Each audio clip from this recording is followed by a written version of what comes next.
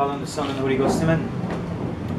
My dear faithful, you see how history repeats itself. Our Lord says, on the chair of Moses, on the throne of Moses, some people have sat, but do not follow them. And Our Lady tells us, on the chair of Peter, there will sit the Antichrist. Do not follow the Antichrist. Simple as that. So, history repeats itself very much. In the meantime, what we are doing is, as I should have said, is a crusade of families. So it was a great consolation for us yesterday to celebrate your marriage, your entry in the church, your confirmation, and your first Holy Communion. So many sacraments in one day. It was a great joy.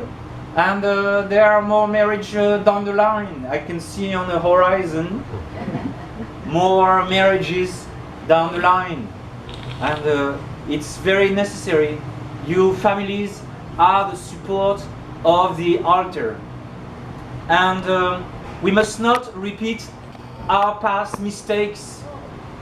The people that correspond to in the United States and also the situation here in the Philippines confirms that there are many traditional families and their children drop out from the faith. And the parents are asking why. Why the children are dropping out from the faith. Those parents fought bravely for tradition. They are the ones who paid for the construction of those churches everywhere in the world. They are the ones who were trying to pass on the torch, and they see that the torch is staying in their hands, and then they die, and then the torch falls on the ground. It's not passed on the next generation. And so we need to have families, yes, but there needs to be also no liberalism in the families themselves. No compromise with the world, with the spirit of the world. And that's much harder even than starting a Catholic family. It's even much harder than even having children. Now, today, even in traditional circles, there is family planning. We see it with the numbers. The numbers don't add up. So there is family planning already. But that's one obstacle you need to jump. Once you've jumped this obstacle, the next obstacle you need to jump is the fight against liberalism within the family. Now, one priest in the United States thought that, all these recipes for the families to endure and to dodge liberalism. His name is Father Doran. And he hasn't joined the resistance yet. I don't know what he's waiting for, but he's famous for that, and he gave all the recipes. There are families in the United States that have followed his advice, and they have successfully passed on the torch, but there are only a very few. And those are not easy recipes. We must find ways to persuade our children that this fight for the faith, that tradition, that a true Christian life which does not follow the customs of the world of today is the way to go. And it's not easy, because the whole current goes against it. The entire current.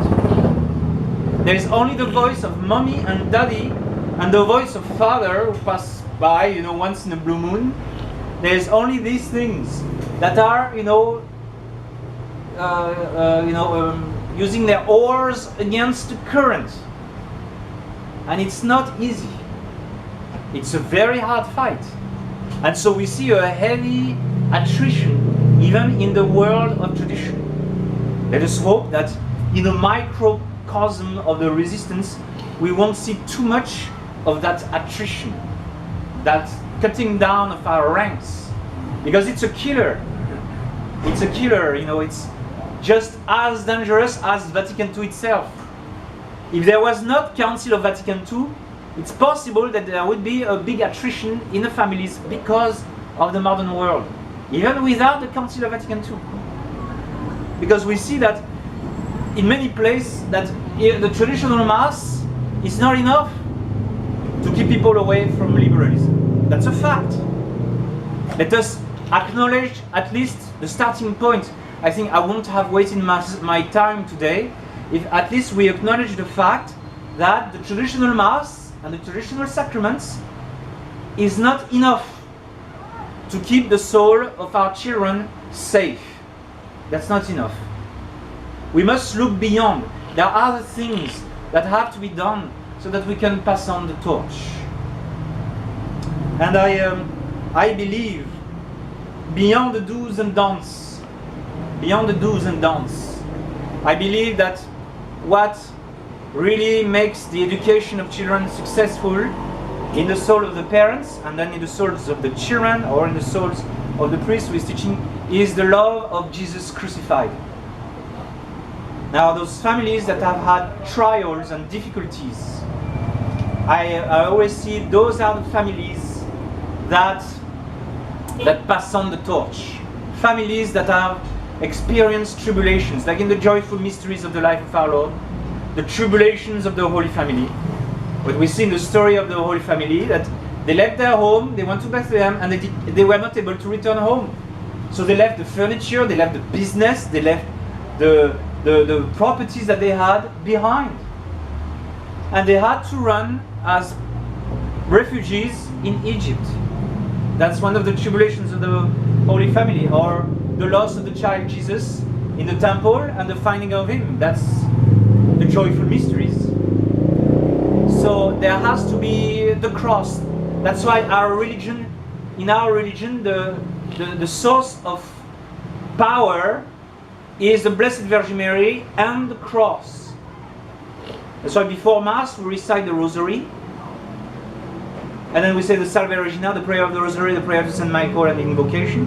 And after Holy Mass, we say the Salve Regina, the prayer, the special prayer, and the prayer to Saint Michael and the invocation. Those two things go together.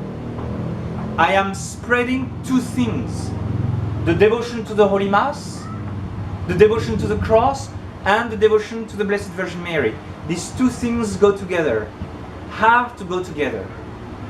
The cross must be part of our lives.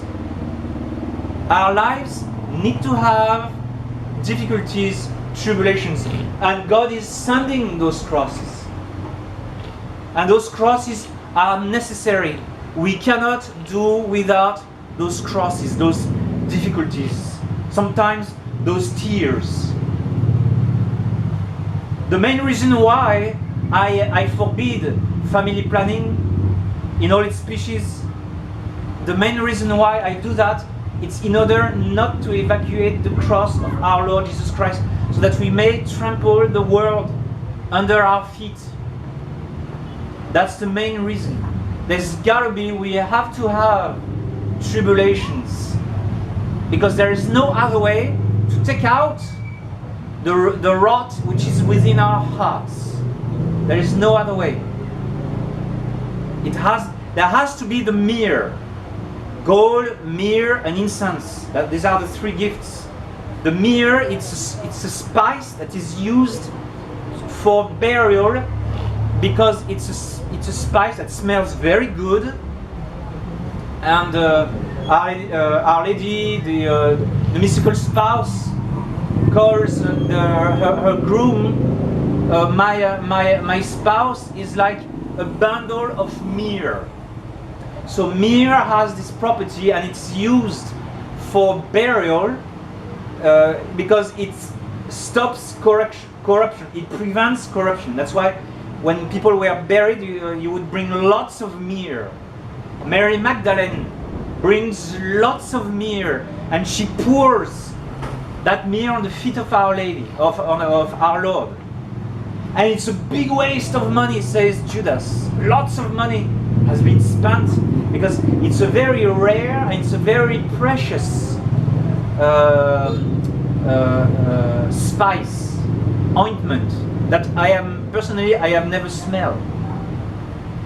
Then I would be very grateful if somebody could make me smell it at least once in my lifetime, so I know exactly what I'm talking about, but I don't know yet how it smells.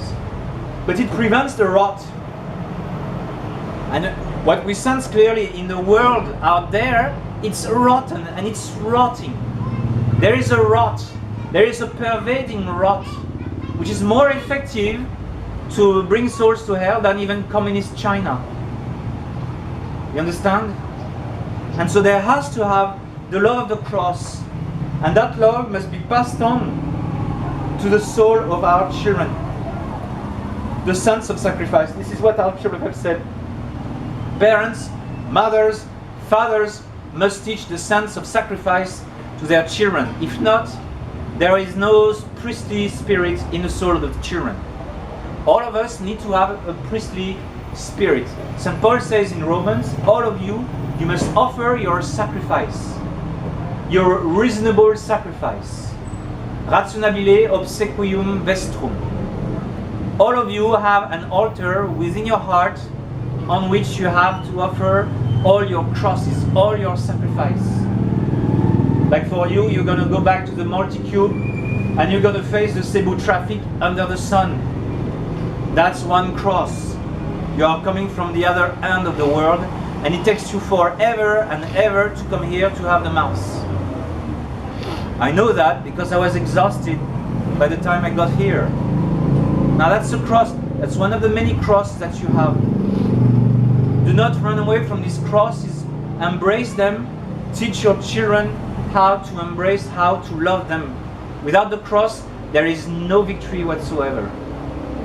And that's why you have these two pillars. One on which there is Our Lady who stands, and one on which there is the Holy Eucharist. And the Holy Eucharist is nothing else than Jesus crucified. Because the Holy Eucharist is what comes out of the Mass, and the Mass is Jesus crucified. And I don't want to know nothing among you, says St. Paul, than Jesus and Jesus crucified. In the name of the Father, and the Son, and the Holy Ghost. Amen.